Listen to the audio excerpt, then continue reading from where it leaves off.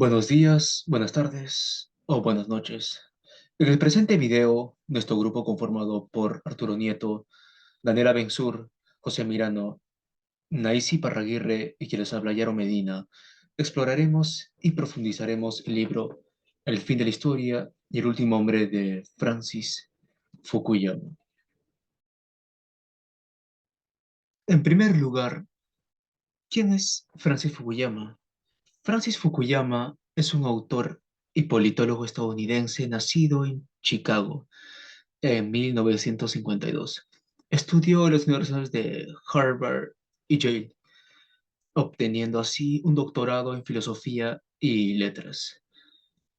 Ha ocupado cargos importantes en el ámbito político, puesto que fue director adjunto de planificación política del Estado y en el Departamento de Estado y asesor residente de la corporación Rand en Washington, D.C.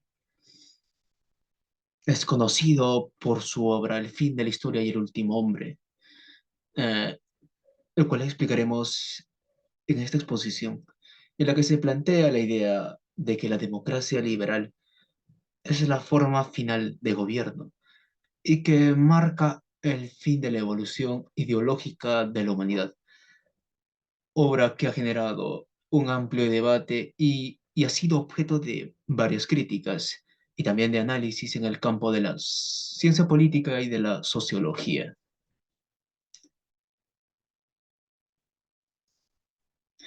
En segundo lugar, ¿en qué contexto el autor redacta este libro? Fukuyama redactó el libro en el contexto de la caída del comunismo y el fin de la Guerra Fría. En 1989, después de la caída del muro de Berlín y por ende la disolución de la Unión Soviética, Fukuyama publicó un artículo en la revista de National Interest, en el que argumentaba que la democracia liberal podía ser considerada como el punto final de la evolución ideológica de la humanidad y que, como tal, marcaría el fin de la historia de la humanidad. Este artículo generó un amplio debate y también críticas. Fukuyama decidió profundizar en su tesis y en su libro posterior, El fin de la historia y el último hombre, eh, publicado en 1992. Por último, ¿cuál es la tesis central de este libro? La tesis central es que la democracia liberal representa el punto final, como se dijo, de la evolución ideológica de la humanidad, triunfando como forma final de gobierno, y que este marca el fin de la historia en términos de conflictos ideológicos y en busca o luchas por el poder. Fukuyama argumentaba que con la caída del comunismo y la expansión de la democracia liberal se alcanzó o se ha alcanzado un estado en el que no hay una alternativa ideológica viable y que la democracia liberal se ha convertido en la forma final, valga la redundancia. Esto no significa que no habrá desafíos o problemas en el futuro, pero sostiene que la democracia liberal es el sistema político más avanzado y, por ende, la humanidad no avanzará más allá de este punto en términos de desarrollo político e ideológico. Ahora cedo la palabra a Daniel.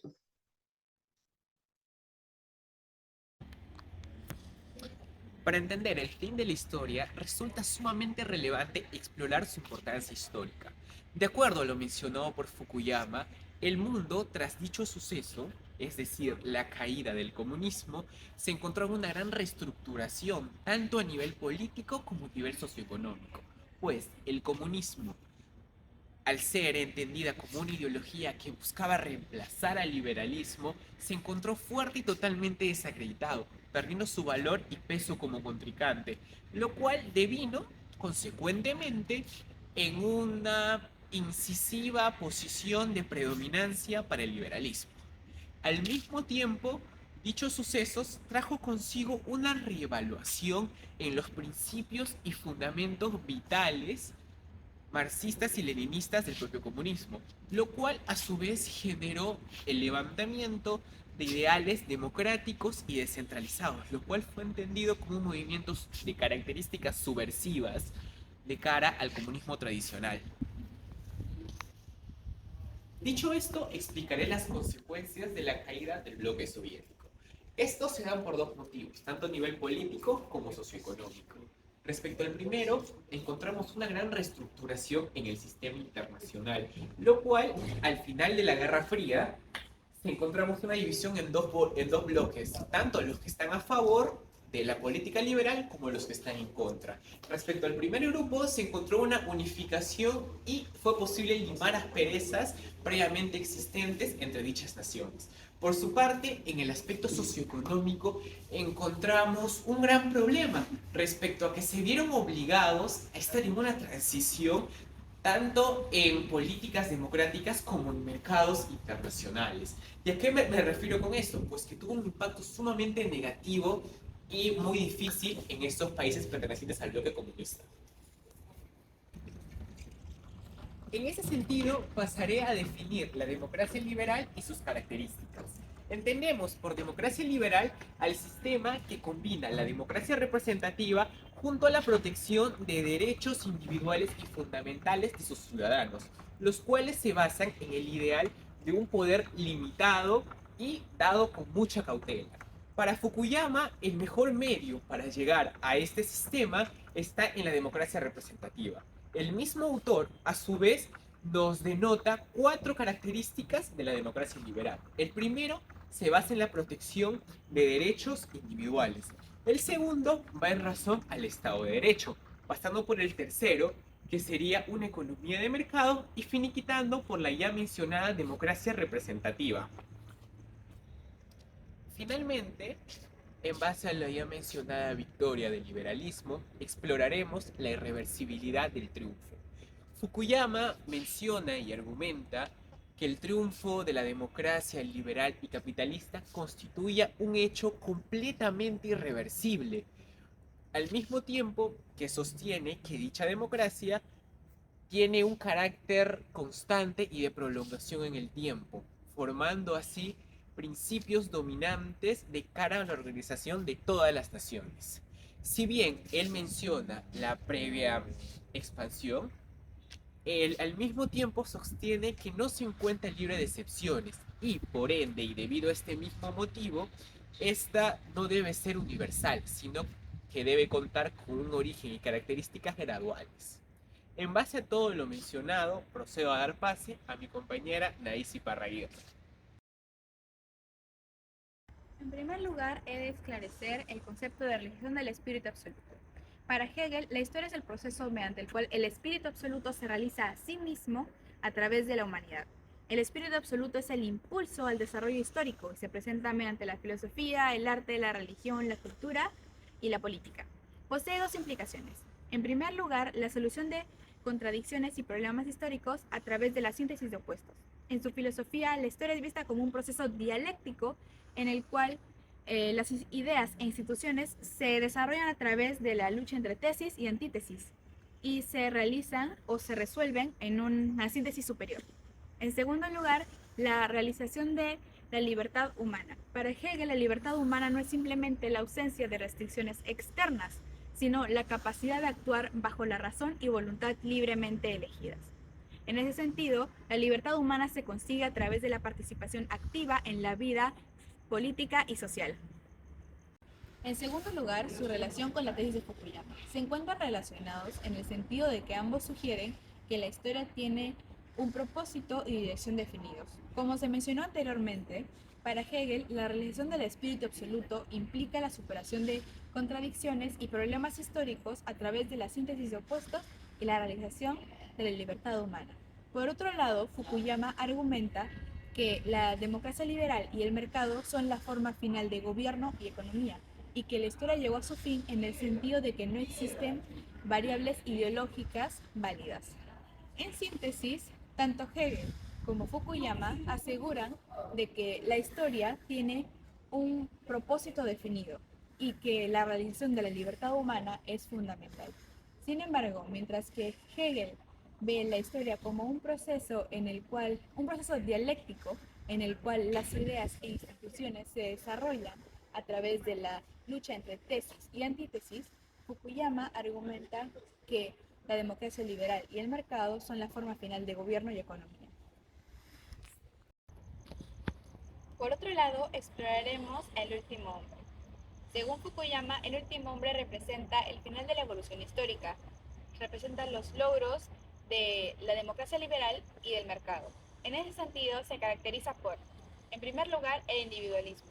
Es un individuo que se preocupa por su bienestar y comodidades, no tiene grandes aspiraciones o ideales. En segundo lugar, el hedonismo, puesto que se centra en satisfacer sus deseos, sus necesidades de manera inmediata, no tiene una visión más allá de su propia felicidad.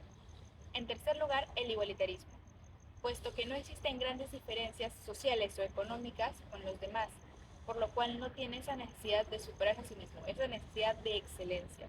Y por último, la falta de conflictos, ya que vive en una sociedad donde hay bastante estabilidad, una sociedad pacífica, donde no existen grandes tensiones o conflictos, lo cual es característica de la democracia liberal. En ese sentido, ¿cuáles son las implicaciones filosóficas de la existencia del último hombre? En primer lugar, la pérdida de sentido, lo que significa de que no hay un propósito en la vida. Si es que la sociedad únicamente se enfoca en el individualismo, hedonismo y la falta de conflictos, no hay forma de encontrar un significado más allá de la propia felicidad y comodidad.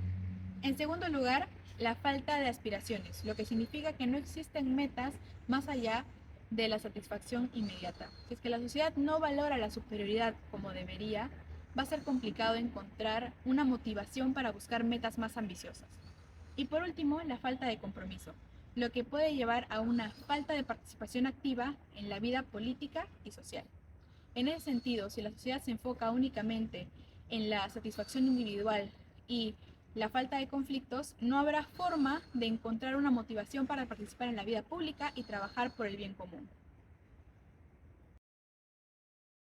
Bien, en primer lugar se encuentra la relación entre la búsqueda de un propósito trascendente y la satisfacción individual en la sociedad posthistórica.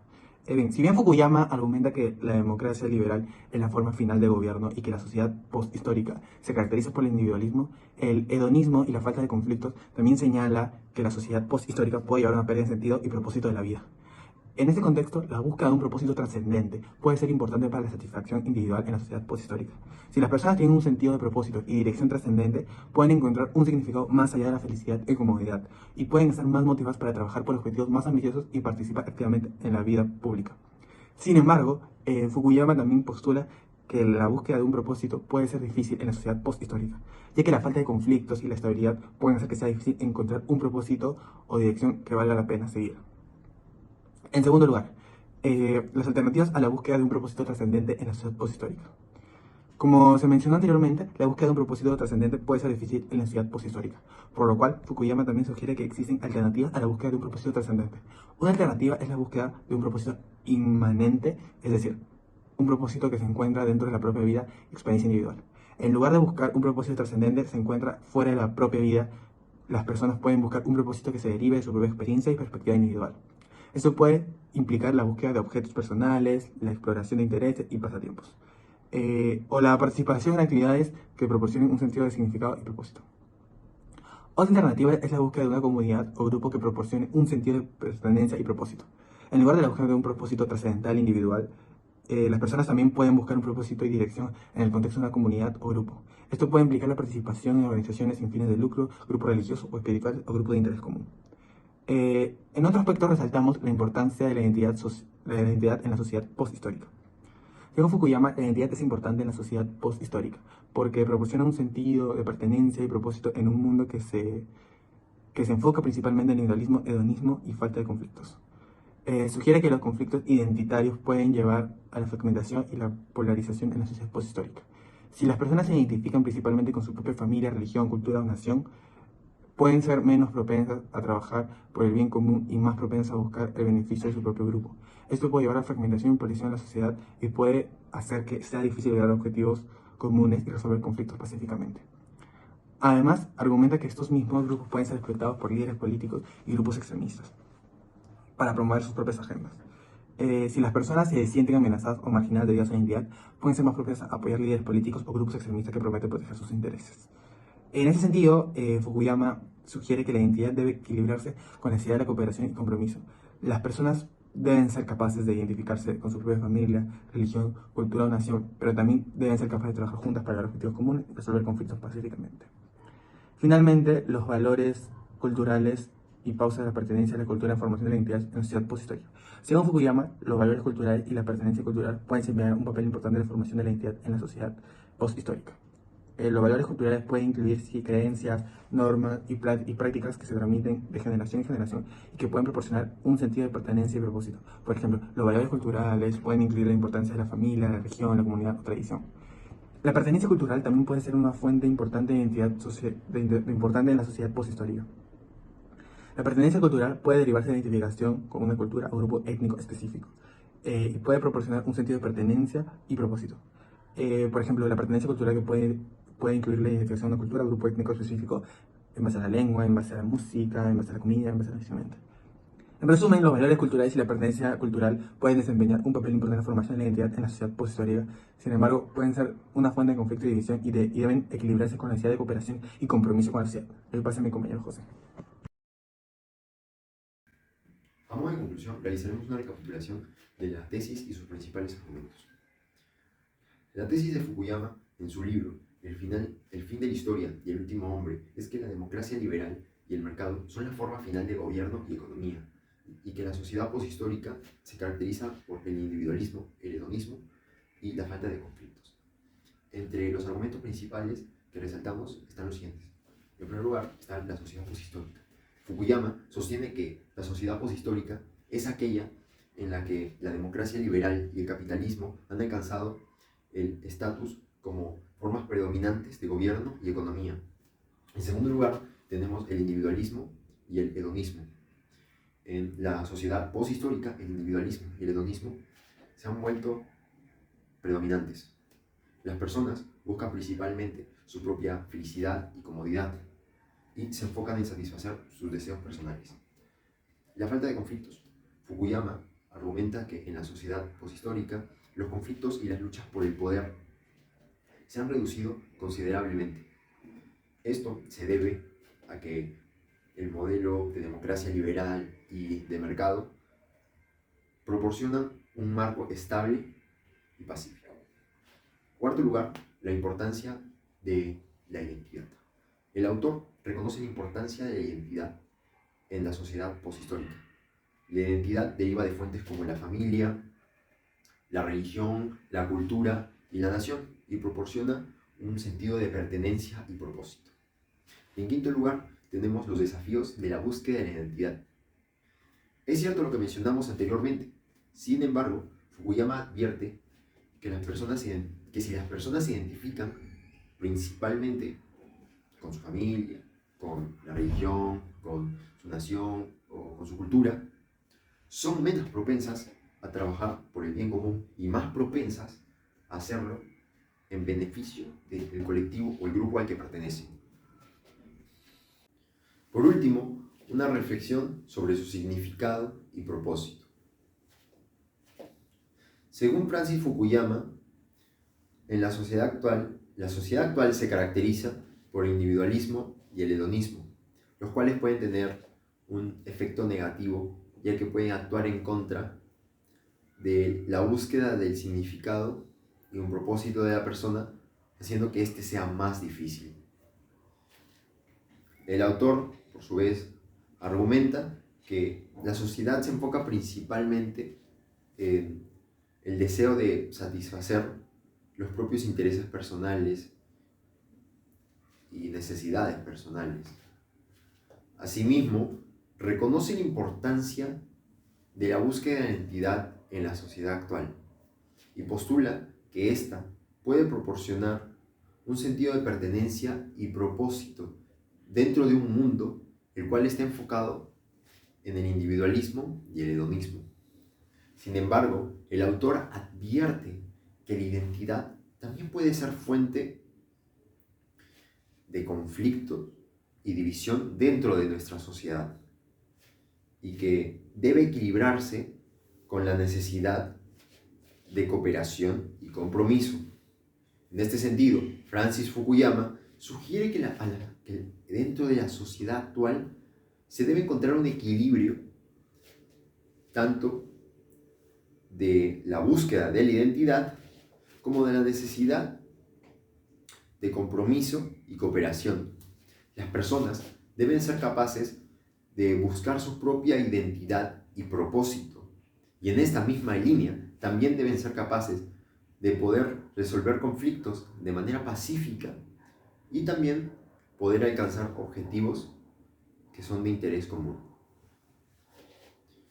Muchas gracias por su atención.